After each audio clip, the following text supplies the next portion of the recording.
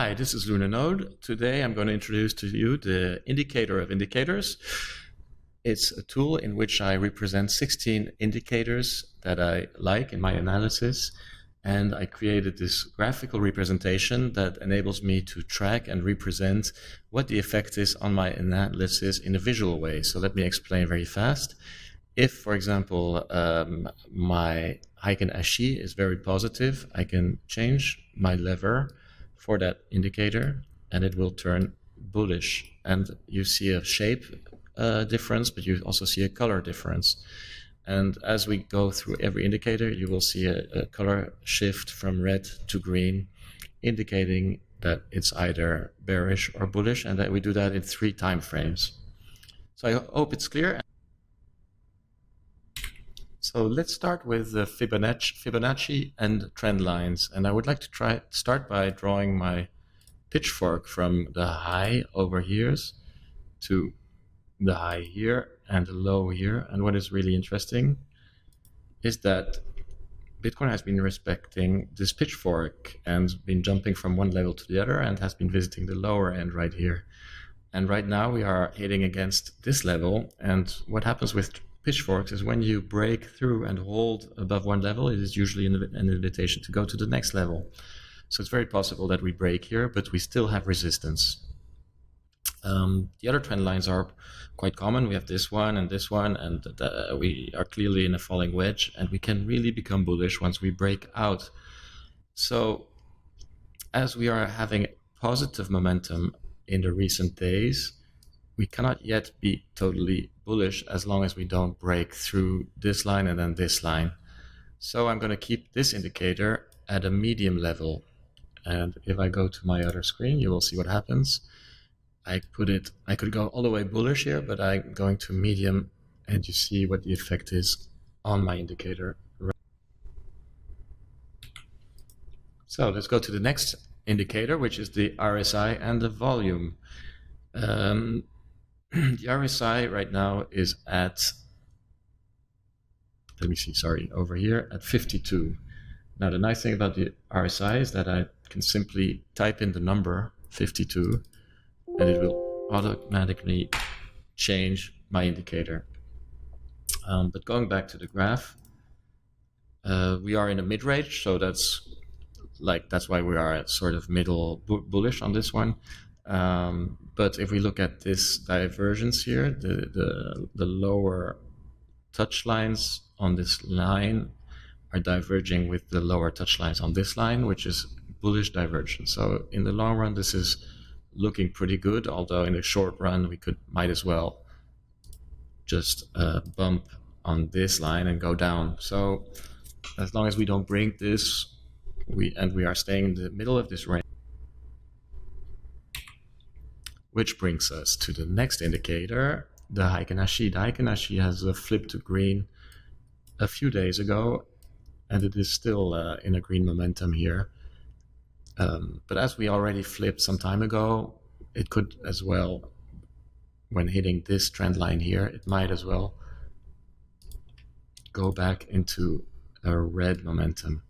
So also this indicator is neutral in my sense, so I'm going to put this also in the middle. So let's go to the next indicator.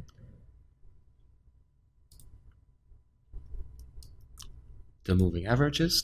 I like to look at the 200 moving average, the 20 exponential moving average, and the 50 moving average on the hourly. Sorry, it was not in the hourly.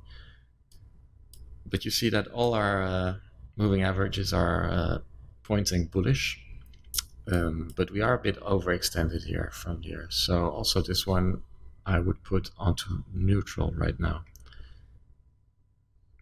So if we look at the CCI, we have already crossed the CCI, and usually a momentum switch plus a switch from red to green or from green to red indicates a strong trend shift.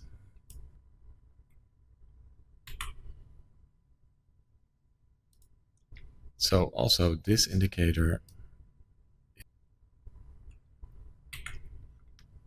Then our next indicator is the CME gap right here, and we opened a CME gap no later than yesterday. So the attraction of this CME gap is to the downside. It doesn't mean it's going to happen tomorrow. It doesn't mean it's going to happen next week. We actually have one also all the way up here, which is older. So I'm considering this one to be stronger, which is a bearish signal. So I'm going to keep my my signal for the CME gap unchanged, which is red, so bearish right here. So let's go to the next one. See the longs vs the shorts on the Bitfinex. So the longs are still at a record high right here. And the last time we had a divergence like this, we had a short-term move up, but a longer-term move down. So here's your Bitcoin graph. So how to look at this? Yeah. So when we had a all-time high on the longs, we were here, which indicated didn't indicate directly a move down. However, this strong divergence did point to a general trend downwards that actually materialized in the bottom a few months later. So is that going to happen here as well? I'm not really sure, but I consider this to be bearish. So you see, I'm leaving this one shorts vs longs unchanged. So I hope it's clear about now how the indicator works. And now we're going to go from the short term to the midterm indicators. So let's see what we have here. I'm going to start with the funding. So the funding is negative, which is always a better moment to accumulate than when it's positive. So we are still in a momentum in the negative, but it looks like we may be shifting back to the positive. But this whole area was pretty good accumulation, especially the areas where we broke through previous support. So this was previous support over here. So breaking this down with negative funding was a pretty strong buy signal right here. And the same thing when we broke through this resistance or support right here on negative funding, which gave a huge move right here. So this is a bullish indicator. So let me put this one to positive.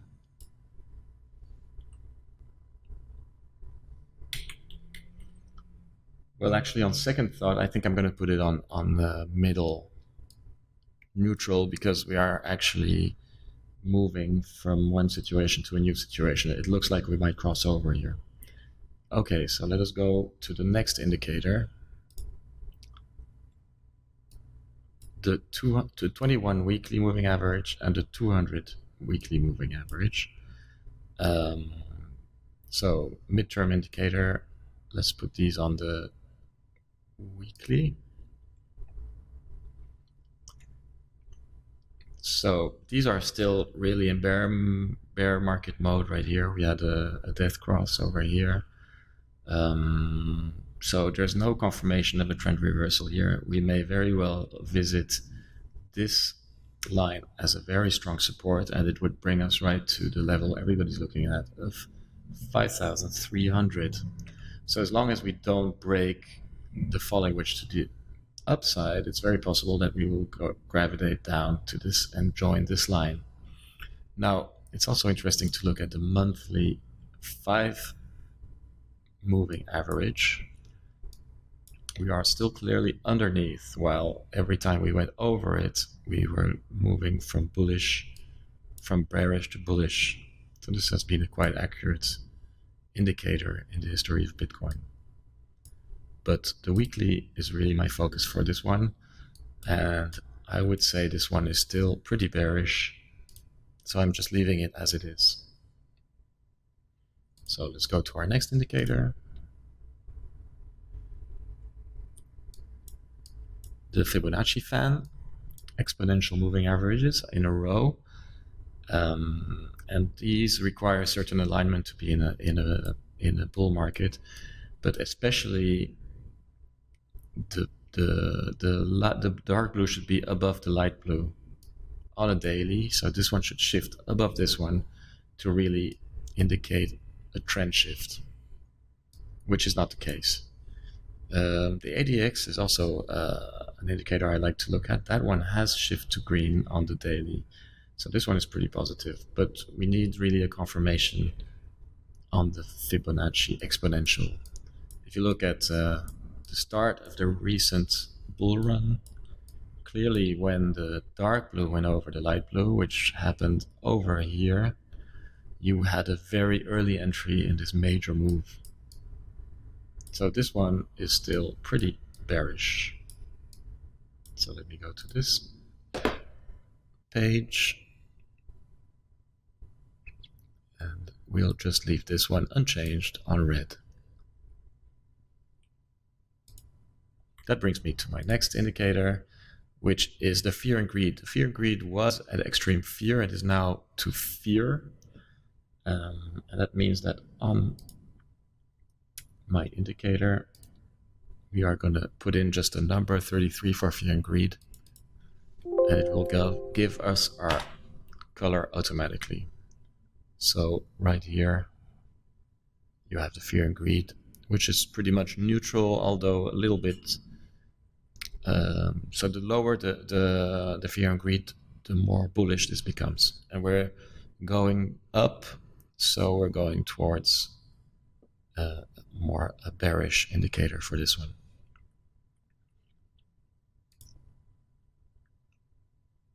Okay, back to my other screen.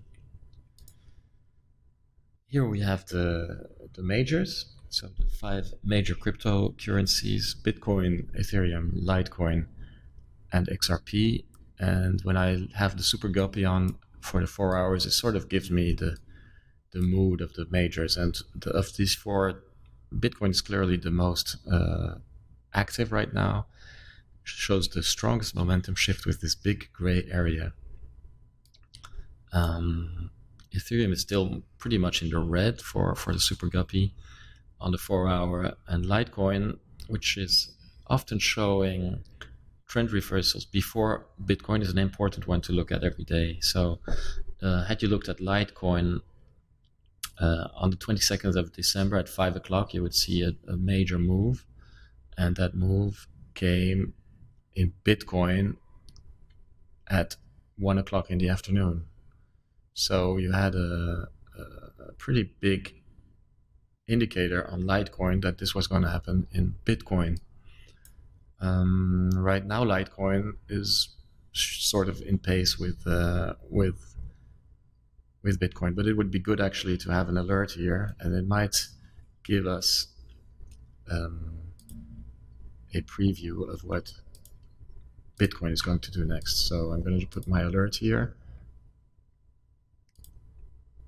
Create, and as soon as we go through here, I might have an early signal that Bitcoin is actually going to follow soon.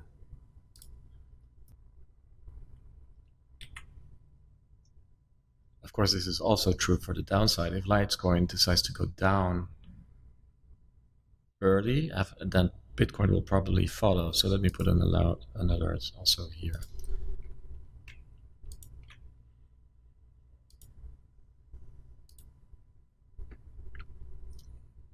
So yeah, the majors are still pretty much in a downtrend, but Litecoin and Bitcoin on 4 hours are looking to shift on the Super Guppy.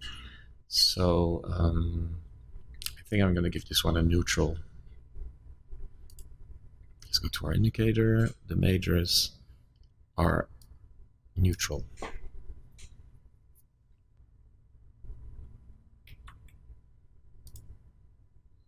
Back to our indicators. The Vucolic ratio. So this one is really one I like a lot because it gives you a sell signal even sort of independently of the price level. So here you have a very clear signal of sell signal, but also in this entire zone, the Vukalic was already sort of warning you that this downwards movement was coming up. So right now we are not getting this sort of signal, neither in the green, neither in the red. We are at 86. So I'm going to simply put 86 here in my indicator. So Vukalic ratio 86. There we go. And I'm going to my next indicator, the Ikumochu. On the 4-day is a good indicator to check the validity of the bull market. So as long as we have a green cloud in front of us, we are pretty much still very bullish for the mid to long term. Only if this turns red do we have a real problem. As you look, if you go back to this area, you see that there was a lot of volatility, but an early green cloud was already indicating that the bullish move was still ahead of us at this time. Same thing here. When we arrived here, this one, the cloud was indicating that a bearish movement was ahead of us while we were at 6,000. So I'm going to put this one at bullish, at green. Ikumochu is green mid to long term. Actually, it's part of our long-term indicators here. So the next one is the stock to flow. So let me go to the stock to flow. The stock to flow is above our price, and the stock to flow works as a magnet. So when the price is lower than the stock to flow, it's always a good time to accumulate. When you are above, you should be selling. Same thing was here. So in this period, you were under the stock to flow. It was a good time to buy. Same thing here. We are under the stock to flow.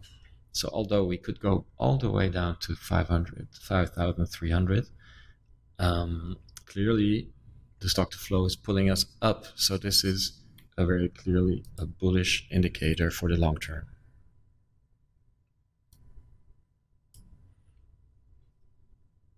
Our next indicator is the Mayer multiple. It's at 81.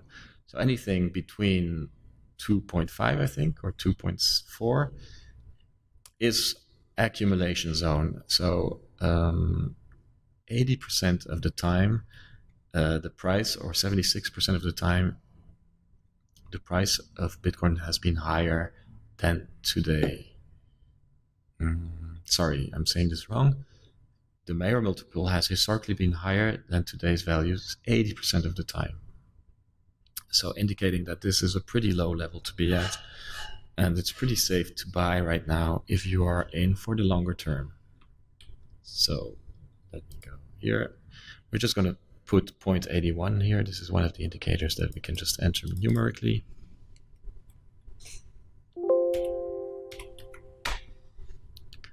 There we go. And we're going to our very last indicator, and also my very favorite indicator, and that's the Super Guppy on the daily. So this one is still in a clear bear trend. I'm really waiting for this one to flip to blue or gray, depending on your settings, but here it's blue. So as soon as this one flips to blue, I will be buying pullbacks. As long as this is red, we are still in a downtrend. If you look historically, for example, here, the Super Guppy flipped to blue, and the best moments to buy were any pullbacks in this area. And you had a pretty long time to accumulate because we had a long horizontal movement here. And once it flipped to green, very precisely when it flipped to green, we had a major move up. Also, although you have to note that this is a lagging indicator, so I'm not sure if this green appeared after this movement or before. So what I do sometimes, I put it on 23 hours just to upfront the people that are looking at the daily. So here you would have probably entered in this blue area, and you would have had your green indicator on time. So if I look at the 23-hour guppy, we are still not in the transition zone here. So in general, the super guppy is very interesting because it's confronting two types of traders. Actually, it's showing the long-term traders in this red wave or in this green wave, and the moving averages closer to the price are showing the traders' actions. So right now the traders have turned bullish, the people that are trading on a daily basis, yet the investors that are looking at long-term price movements are still on the sideline. And it is only when this one turns to blue that you see a momentum shift for the investors that will be bringing in possibly more volume, larger volumes than the traders. I don't know. I'm just saying that, but I'm not really sure. But what I know is that the volume that the investors bring in is more stable. So it's a better situation to have the investors' price action on top, or the traders' price action on top of the investors, and not the other way around. So if you look at this situation, the investors' price action is carrying the traders' price action. And what you do once you flip to green, you just move up your stop losses. And one way to do that is just to move your stop loss to a few days back in time. So once you get here, you put your stop loss 4 days back, for example. So your stop loss is here. Once you are here on this top, you put your stop loss 4 days back. 1, 2, 3, 4. You see, it keeps you still under this price action. You can also take 5 days to be more sure. So, for example, if you're at this top, you would go 5 days back. 1, 2, 3, 4, 5. You would stop out here. Anyway, you get the idea. You can move up your stop losses according to your risk profile preference. So this one, the super guppy, is still not in the transition zone, so I'm keeping this one bearish. So that rounds it up for our Lunar Node indicator for the first edition. And if I look at this screen, what I see is that we are not overly bullish, but rather neutral for the short term. Let me see this. Yeah, short term. We are rather neutral for the midterm, so the weeks to come. It could still go bearish, so lower, but it could still go higher. But we are clearly bullish for the long term, which is weeks to months to come. Okay, so what is going to be interesting in the next episodes, which I'm going to try to do on a weekly basis, is that we will be able to compare it with the week previous. So we will be able to look at the indicators and compare them with how these three measurements were a week ago, and we could transpose them to see any changes. I might do this on a daily basis. Right now, I'm really in a test mode. I might add indicators. I might take away indicators. I would really like to hear what you think of this first edition. Do you think it's nonsense? Do you think I should add some very valuable information to this overview? Do you think I should leave out some indicators? Please leave your comments.